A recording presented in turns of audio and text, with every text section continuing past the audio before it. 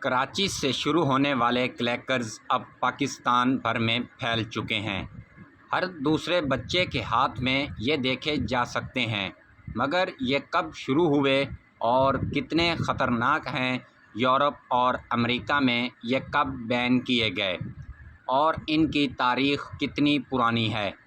آج کی ویڈیو میں اس ٹاپک پر گفتگو کریں گے۔ 1968 میں ایک امریکن بزنس آرگنائزیشن نے کلیکرز بنانے شروع کیے اور 1970 میں امریکہ اور یورپ کے دیگر ممالک میں یہ کلیکرز فروخت ہونے شروع ہوئے۔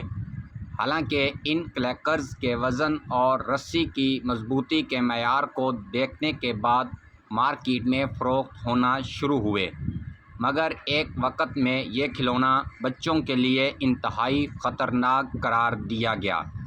ان چھوٹے چھوٹے رسی سے بندھے اور یہاں تک کہ ان بالز کو بلیک آئز نوز بلیڈ بھی کہا گیا۔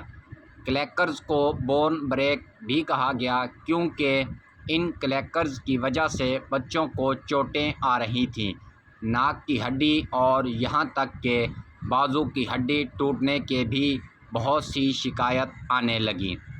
حالانکہ امریکن سٹینڈرڈز کے مطابق 17 سے زائد اقسام کے کلیکرز کے وزن اور مضبوطی کے معیار کو جانچا گیا، جس میں سے صرف ایک آدھ کمپنی ہی اس معیار پر پورا اتر سکی۔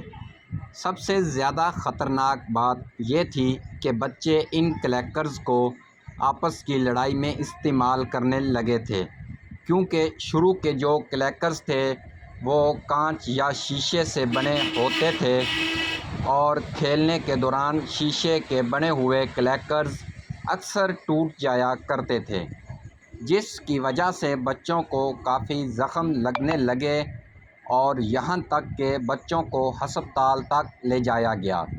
1971 میں ان کلیکرز کی وجہ سے 4 خوفناک حادثے پیش آئے، جس کے بعد نیشن ورلڈ وائڈ FDA نے امریکن ادارے وارننگ جاری کی، جس کے بعد ان کلیکرز کے استعمال کو روکنے کے لیے والدین، ٹیچرز اور یہاں تک کہ پولیس بھی جہاں کلیکرز کی آواز سنتی اس کو روکنے کے اقدامات کیے جانے لگے۔